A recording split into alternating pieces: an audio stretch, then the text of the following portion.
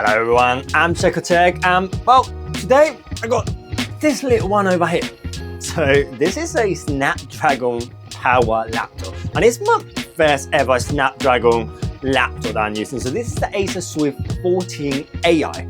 So it's featuring the cutting-edge Snapdragon X Plus that was announced a couple months ago. But the big question that I got here is, can this compete with, well, Intel laptops or AMD laptop, and how good is it for creating content like making videos or even gaming? So let's find out together, shall we? So first of all, let me talk about what's actually under the hood. So the Swift 14 AI is powered by the Snapdragon X Plus processor, which features 10 cores. So it's designed for a balance of performance and efficiency. So it runs up to 3.4 gigahertz.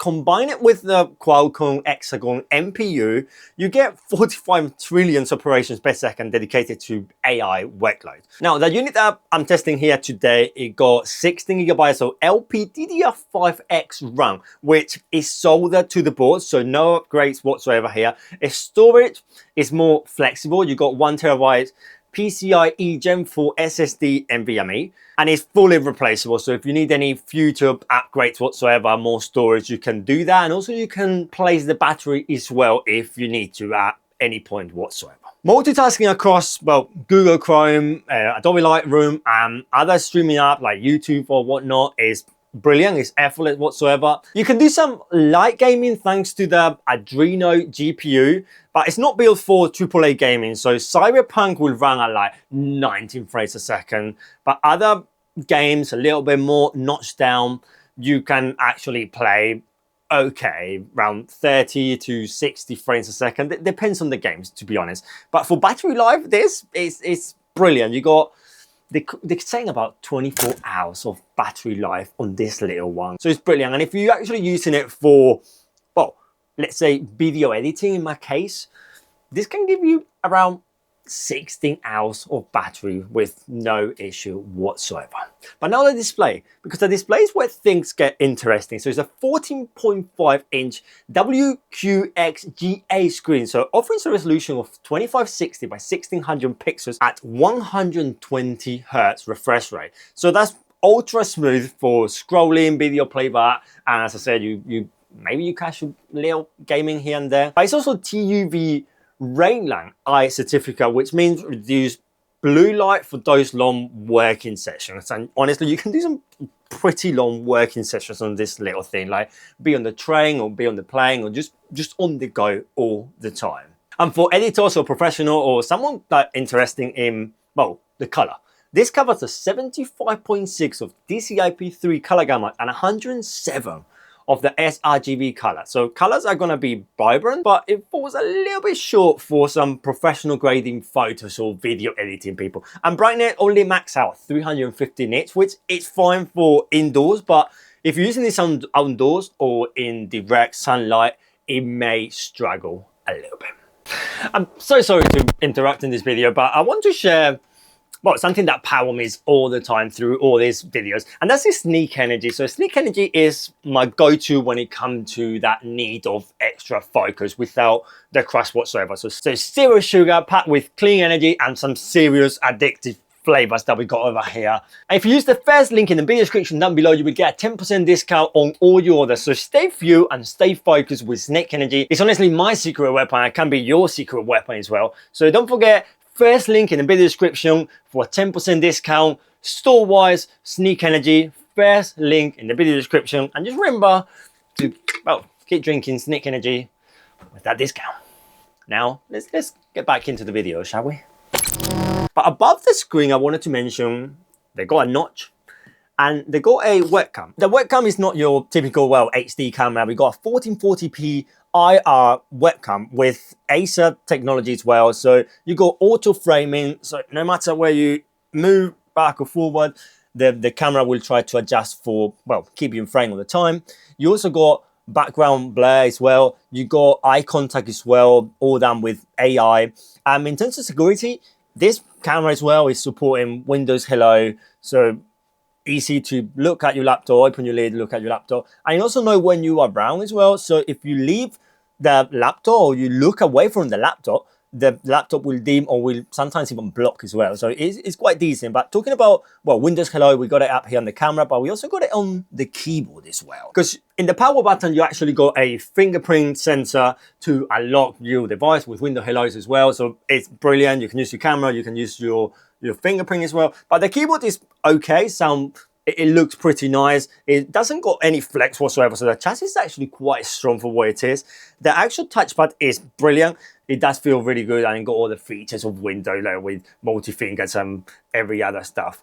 But in terms of the keyboard layout, is brilliant. You got your multifunction, you got your copilot over here to open you, well, AI assistant, because this is all powered by AI. But in terms of the laptop as well, the build is brilliant. It's a sleek and portable machines that weigh only 1.45 kilograms. So it's not one of the lightest, and it's actually 16.5 millimeters. So again, it's not one of the thinnest, but it got a matte finish aluminum chassis that is, well, steady. It's not very bulky, and is great, to be honest, to take it around in your bag. And the design details are impressive. So the hinge opens 180 degrees, so you can lay it flat for presentations or collaborations. And the touchpad is Cornea Gorilla Glass, smooth, responsive, and is pretty durable as well. And now we're over here, you can see some ports. So connectivity is, well, brilliant. You got Wi-Fi 7 for ultra fast and reliable internet. In terms of physical ports, we do have two USB 4 Type-C that they are on this side, and they support DisplayPort and they support charging as well. Then we got two USB Type-A 3.2 Gen 1, so one on one side and one on the other side over here. And then we got a headphone jack as well. So no SD card. This being a laptop for creator, I really need to emphasize like why they don't put SD cards on laptops anymore. It doesn't got an HDMI as well. In the box, it comes with an adapter, HDMI to USB Type-C, and you may need that just a random dongle in general just to plug it into the USB Type-C that you got over here, just to expand if you need to in terms of ports. In video editing in DaVinci Resolve, I did edit my previous blog in this laptop actually, and it does brilliant. So 4K video coming from my Sony camera, a mix of my Sony camera and my GoPro, and was great. It was smooth, was responsive, it was perfect, to be honest. In this laptop, it was running brilliantly. In terms of AI, because well, this is all about AI, but you got your copilot that it can help you to any task that you need whatsoever, creating videos, creating pictures, and everything all done on device thanks to the NPU that this laptop got, to be honest. But in terms of how the whole device in general feels and it works, it's a great device. Snapdragon X Plus processor, something new, something different. They still got a little bit to work in terms of, well, if you're on gaming, this is not a gaming laptop, it's a productivity laptop. So in terms of productivity, they're brilliant. They've done an excellent job. You can, well, do all your video editing or your multitasking or your presentations and productivity with an excellent battery life thanks to the Snapdragon. As I said, up to nearly like 24 hours, 16 hours, maybe 13 hours if you are a heavy user. But this easy for a train, a plane, or just traveling around is brilliant. And apart from gaming, other heavy tasks that I decide to chuck into this is Geekbench and Cinebench and every other benchmarks that I could. So I couldn't get a reading, but in terms of it does get warm. Of course, this is the most extreme benchmark that I could throw to this thing, and it went flawless. Like, the points are brilliant. I will put the points here on the screen so you can see the comparison between this and a different laptop as well. Yes, it's not a gaming laptop. You can game if you want to, maybe some light game, maybe some farm simulator, or maybe some other light game like Lego or something similar. But yeah, it's not a gaming laptop. Let's focus on that one.